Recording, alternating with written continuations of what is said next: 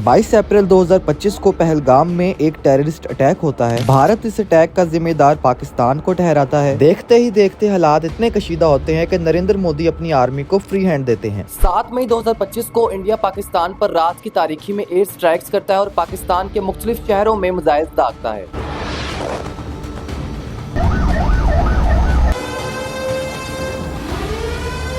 भारत अपने इस ऑपरेशन को ऑपरेशन सिंदूर का नाम देता है और पाकिस्तान रिटेलिएट करता है, जवाबी कार्रवाई करता है अपने बचाव के लिए, और पाकिस्तान एक ऑपरेशन लॉन्च करता है इंडिया के लिए, ऑपरेशन बुनियाद मरसूस।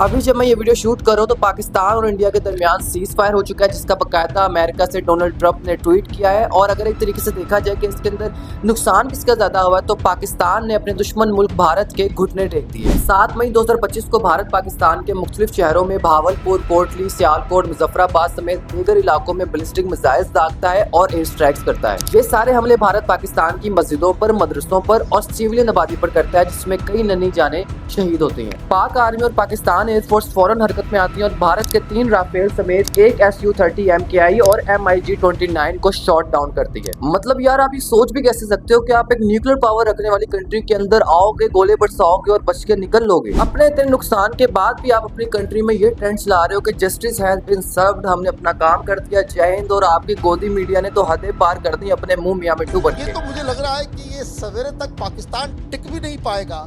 जिस तरीके से कराची तबाह बर्बाद, जिस तरीके से लाहौर के अंदर बड़े बड़े मिसाइल दागे जा रहे हैं। सबके माइंड में एक क्वेश्चन आता है कि इंडिया ने सिविलियन आबादी को निशाना क्यों बनाया पाकिस्तान में। तो इंडिया का ये कहना है कि सिविलियन आबादी में रह रहे वो लोग जिन्होंने पहलगाम में अटैक किया, वो टेररिस्ट पाकिस्तान में रह रहे थे, जिनके अड्डों को उन्होंने निशाना बनाया। पहलगाम अटैक के बाद जब भारत ने पाकिस्तान पर उंगली उठाई तो पाकिस्तान ने मानने से इनकार कर दिया, बिल्कुल डिनाई कर दिया कि उनका इस अटैक में कोई हाथ था। इंडिया बार बार पाकिस्तान पर इस हमले का इल्जाम लगाता रहा, जबकि पाकिस्तान ने आलमी सतह पर भी और इंडिया को भी मुज़ाकरात करने की दावत दी कि आए आप जैसे मर्जी चाहे इन्वेस्टिगेट करें, हमारा इस अटैक में कोई हाथ नहीं। ये सारा प्रोपेगेंडा और अपनी अवाम को पाकिस्तान और मुसलमानों के खिलाफ उकसाने के लिए सिर्फ इसके पीछे एक सियासतदान था, जिसका नाम आप सब जानते हैं, जिसको कहा जाता है चाय वाला। बिहार के इलेक्शंस हो रहे हैं और जीतने के लिए क्या क्या नहीं करते लोग, अपनों तक की कुर्बानी दे देते हैं, पहलगाम का अटैक तक करवा देते हैं, इवन के एक न्यूक्लियर पावर रखने वाली कंट्री को बिला वजह उकसाते हैं कि आ बैल मुझे मार। भारतीय मीडिया ने तो हदें पार कर दी थी। उन्होंने आसिम मुनीर को जेल भिजवा दिया था, शहबाज शरीफ को PM से हटा दिया था और कराची में पोर्ट को तबाह कर दिया था, सियालकोट को तबाह कर दिया था और रावलपिंडी को तो नेस्तनाबूद नाबूद कर दिया था। भारत की इन सब नापाक हरकतों के बाद DGI SPR का एक बयान आता है, ये सुनिए। हम सिर्फ उसको ये कहना चाहते हैं,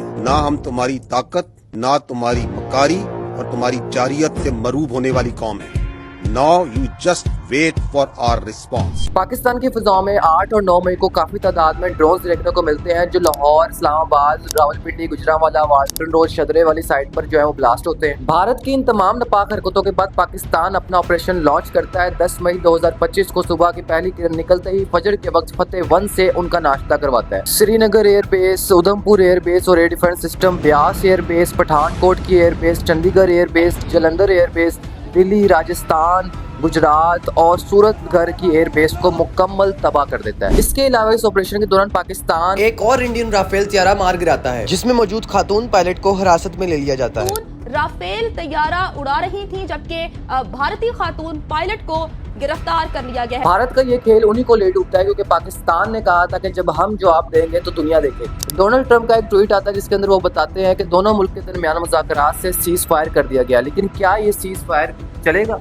पाक फौज के जनरल आसिम मुनीर का यह हालिया ट्वीट है जिसके अंदर सीज फायर की खिलाफ वर्जी भारत की तरफ से की जा रही है। दोनों मुल्क न्यूक्लियर पावर रखते हैं, तो क्या ये तनाज़ा न्यूक्लियर वॉर में तो नहीं कन्वर्ट होगा? पाकिस्तान ने भारत की 10 से ज्यादा एयरबेसेस को तबाह किया और 5 से ज्यादा तैयारे गिराए, जिससे भारत को बिलियंस ऑफ डॉलर का नुकसान हुआ है। तो क्या भारत पाकिस्तान पर दोबारा हमला करेगा और सीज फायर की खिलाफ वर्जी करेगा? जानने के लिए देखते रहिए मेरी वीडियोस, मेरे चैनल को सब्सक्राइब करने। अगर आपके कोई कंसर्न है, कोई क्वेश्चन है तो आप कमेंट में जरूर बताइए।